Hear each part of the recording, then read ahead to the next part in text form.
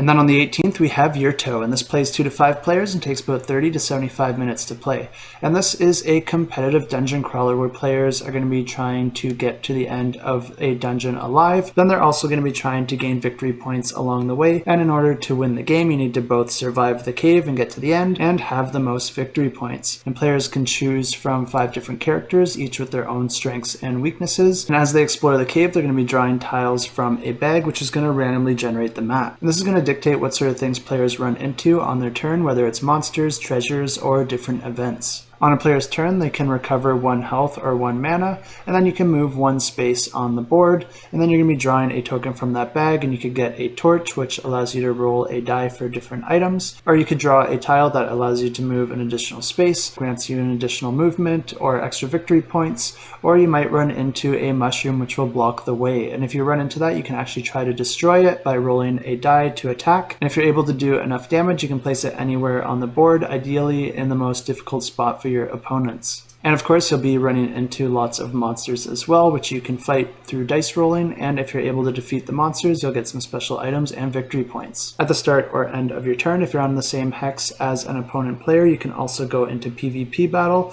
which is just a straight up back and forth dice rolling to see who comes out on top. Players also have the option to give up 2 health in order to make an additional movement, and then go through all those steps again, drawing from the bag and responding to whatever tile you pull out. And then whichever player is still alive and has the most victory points at the end of the game wins.